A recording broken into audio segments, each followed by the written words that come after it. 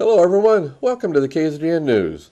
Today we'll bring you news from the Ridgecrest Police Department, the latest news on the Supreme Court challenge to a presidential executive order concerning illegal aliens, news of the Navy seizing illegal arms shipments, the latest election news, a charity event coming, today's gas prices, weather, sports, and a lot more.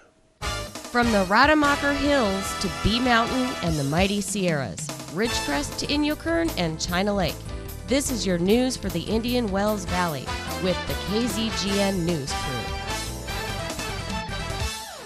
Hello, I'm Tom Whitney. Thanks for joining us for the news affecting Ridgecrest and the Indian Wells Valley. In our lead story, the Ridgecrest Police was busy yesterday. Along with a fire alarm going off at Burroughs High School, cutting off access for a while so the fire department could assess what happened, there was a later call of shots fired in a residential neighborhood. At about 5:50 p.m. Tuesday, officers responded to the 400 block of West Purdue Avenue in regards to possible shots fired. Callers reported a shirtless white male adult fired several shots from a handgun before fleeing eastbound on West Purdue Avenue. He was on foot.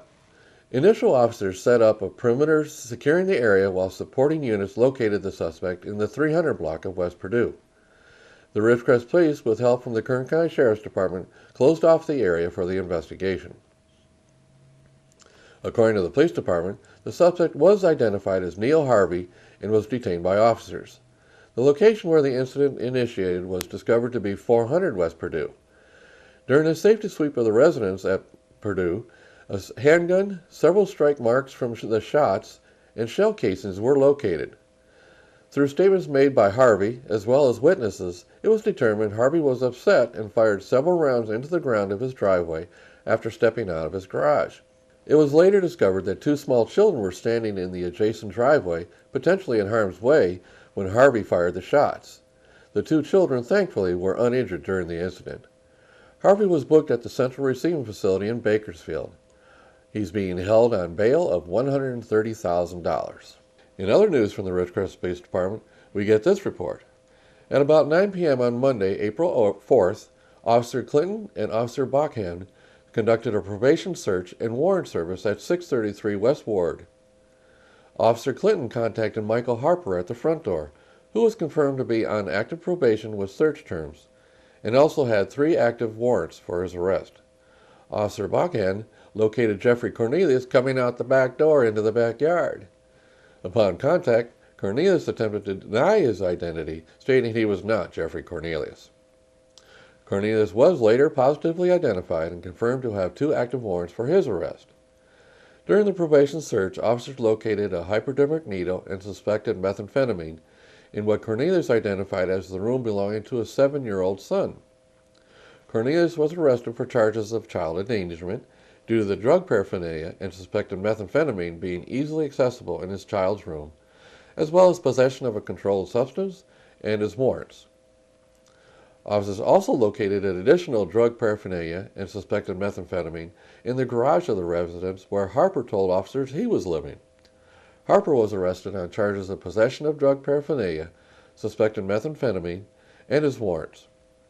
Cornelius and Harper were both booked at the Kern County Jail in Ridgecrest. Cornelius is being held on bail of $57,500, and Harper is being held on bail of $17,500. In a strange death announcement from the Kern County Sheriff's Department, we get this report. On Monday, April 4th, deputies with the Kern County Sheriff's Office Transportation Unit were transporting a bus full of inmates from the Ridgecrest Courthouse to the Lerdo Jail facility via the Mojave Jail. When they arrived at the Mojave Jail, they located an unresponsive inmate in a single-person safety cell on the bus. He was suffering from an unknown medical condition. They found the inmate was not breathing and immediately started life-saving measures, which were unsuccessful.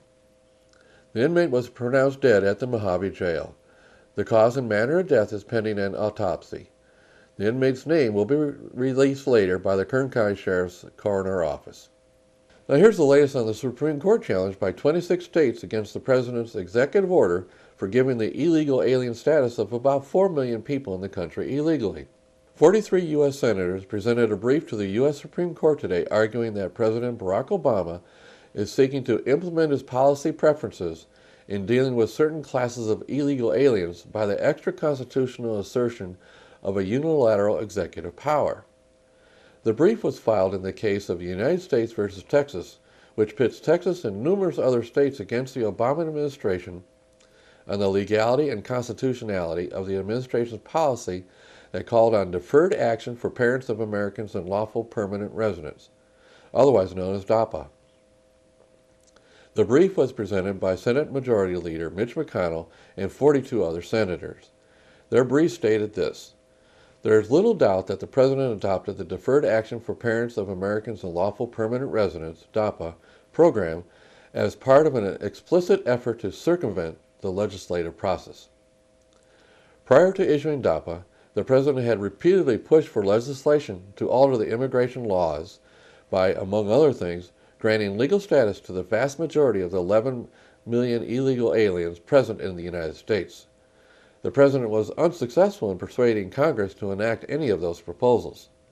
In response, just 2 weeks after American voters elected a majority of Republicans in both the House and Senate in the November 2014 election, the President abandoned his effort to persuade the voters' elected representatives of the wisdom of his position. Instead, he chose to implement his policy preferences by the extra-constitutional assertion of unilateral executive power. With millions of illegal aliens not permitted to remain in this country, work in this country, or receive government benefits pursuant to federal law, the President decided to provide such privileges to them anyway through administrative fiat. In defending the authority to implement DAPA, the President points neither to the Constitution nor any express grant of statutory authority, but relies upon prosecutorial discretion. Yet this case is not about prosecutorial priorities or the use of the Department of Homeland Security's finite resources. This case is about the President's unilateral determination, not simply to leave individual aliens alone, but to confer upon a broad class of illegal aliens the authorization to work and to receive federal benefits that the laws of this country nowhere provide.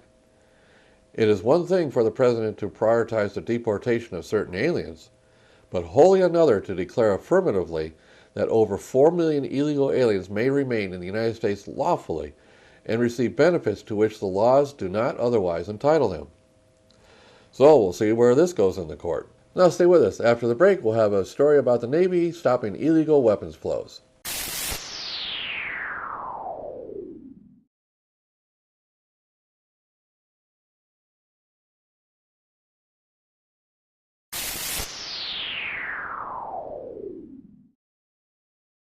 Thanks for staying with us. Now here's a story of how our Navy is doing to stop the flow of illegal weapons from Iran to terrorists.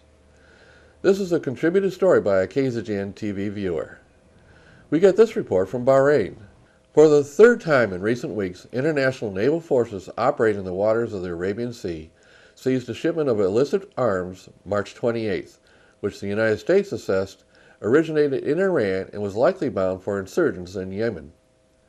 The U.S. Navy Coastal Patrol ship USS Sirocco, operating as part of a U.S. Naval Forces Central Command, intercepted and seized the shipment of weapons hidden aboard a small, stateless boat. The illicit cargo included 1,500 AK-47s, 200 RPG launchers, and 21 50 caliber machine guns. The seizure was supported by the USS Gravely, which was directed to the scene by the United States Naval Forces Central Command following the discovery of the weapons by Sirocco's boarding team.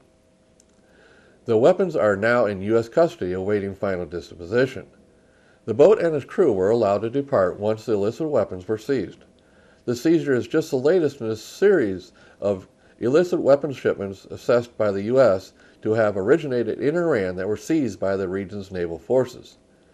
The Royal Australian Navy's HMAS Darwin intercepted a boat February 27th, confiscated nearly 2,000 AK-47 assault rifles, 100 RPGs, 49 PKM general-purpose machine guns, 39 spare barrels, and 20 60mm mortar tubes. On March 20th, seizure by the French Navy destroyer Provence yielded almost 2,000 AK-47 rifles, 64 Dragunov sniper rifles, 9 anti-tank missiles, and other equipment. Naval Central Command is responsible for approximately 2.5 million square miles of area, including the Arabian Gulf, Red Sea, Gulf of Oman, parts of the Indian Ocean, and 20 countries. So the Navy's out there and proves Iran is a leader in support of terrorism. Well, in election news, Tuesday the people in Wisconsin held their primary election. Wisconsin was a possible winner-take-all delegate state. But to take all, the winner also had to win every congressional district as well to get all the delegates. Sanders and Cruz were the big winners. Sanders easily beat Clinton, getting 57% of the vote to Clinton's 43%. Cruz won the election with 48% of the vote, Trump with 35%, and Kasich with 14%. For the Republicans, with 42 delegates available, the most Trump was hoping for was to not let Cruz get all the delegates. As it looks now, of the 42 available, it looks like Cruz will get 36 delegates to Trump getting 6 delegates. Based on those numbers, that will put Trump still leading with 743 to Cruz's 517 and Kasich with 143 delegates. So to win the minimum delegates to lock in the nomination, Trump has to win 60% of the remaining delegates. Cruz needs to win 88%, and Kasich needs the impossible amount of 125%.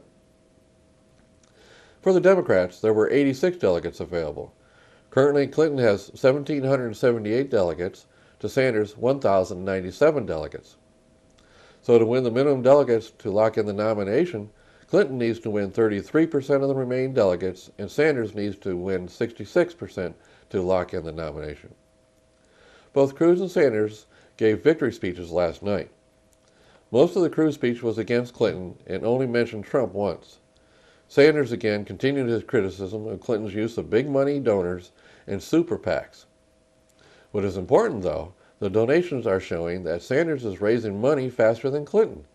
That has to be a concern for the Clinton campaign. Clinton is looking forward to Saturday's Democratic caucuses. Trump and Clinton are showing enthusiasm towards the next election in New York, home turf for both of them. Many pundits are saying that the next couple of weeks are probably the best for Trump and Clinton over their opponents. The next election is Saturday in Wyoming for the Democrats. And in 2 weeks, Tuesday, April 19th, it will be New York for both parties. In New York, the Republicans will be going after 95 delegates, while the Democrats will be going after 291 delegates. And then the next big Super Tuesday is a week after that on April 26th. Elections will be held in Connecticut, Delaware, Maryland, Pennsylvania, and Rhode Island. In that election, the Republicans will be fighting over 134 delegates. The Democrats will be fighting over 462 delegates. So, with Sanders and Cruz winning it in Wisconsin, it looks like the leaders are not determined. And even a contested convention for the Republicans is almost certain. For the Democrats, Clinton still does have a lead, but Sanders is surging. For the Republicans, even though Wisconsin was good to Cruz, the picture really won't be sorted out until we see how he does in the next 2 Tuesday elections. And it is looking very much like Trump will probably have to fight all the way through June in California if he wants to lock up the nomination. In debate news, the Clinton and Sanders campaigns have agreed to a debate date. The next Democrat debate will be next Thursday, April 14th. It will be hosted by CNN, and it'll be on at 6 o'clock our time. And here's news from the Associated Press on the flow of refugees in Greece. In a page out of Trump's call for not letting in any more refugees until we get better screening methods, the EU has agreed to start deporting refugees back to Turkey. Last Monday, buses were loaded up with hundreds of refugees and loaded onto boats for the trip to Turkey. In all, 202 people were deported, 191 men and 11 women. They included 130 Pakistanis, 42 Afghans, 10 Iranians, and some others. Officials stated that this was a symbolic start of more deportations to come. Human rights groups are vowing to stop the deportations. The EU is after Turkey to do more to stop the refugees from departing Turkey in boats and fleeing to Greece and then the EU. So we'll have to wait and see how this evolves. Speaking of events, here's news about an upcoming charity event between the Ridgecrest Police Department and the James Monroe Junior High School. This will be a basketball game between the police officers and some students. It will be held at the Burroughs High School gym. Members of the Ridgecrest Police Department, through the Police Employees Association of Ridgecrest, will be participating in a charity fundraising event for the James Monroe Junior High School basketball program. The James Monroe varsity 8th grade team has challenged RPD to an official game of basketball. This is an effort to raise money for new uniforms. The Police Employees Association of Ridgecrest has accepted the challenge. Tip-off is scheduled for 7 p.m. on Friday, April 8th. Location for this event will be the Burroughs High School gym. Tickets will be $5 at the door. Beverages and snacks will be sold at the game. Please come out and support this event and the fundraising efforts of our local youth. This game will not disappoint. Again, the game will be Friday, April 8th at Burroughs High School gym at 7 p.m. Now in KZGN continuous effort to provide news and information you've asked for, here are today's gas prices for Ridgecrest and some surrounding areas. Well, since my last report on Monday, local prices have gone up another 2 cents per gallon. The good news is we still have the lowest prices in all the areas we're monitoring. As of this morning, Ridgecrest is ranging from $2.57 to $2.99, Lancaster from $2.69 to $3.09, the LA Valley area from $2.63 to $2.85, and the Bishop area $2.72 to $3.09. We have 3 stations at $2.57 per gallon. Tune in Mondays, Wednesdays, and Fridays for updates. We at KZGN always suggest you shop locally to support our local economy. Remember, when you pay sales tax out of town, you are helping those cities pave their streets instead of here. Now stay with us. After the break, we'll have weather and sports.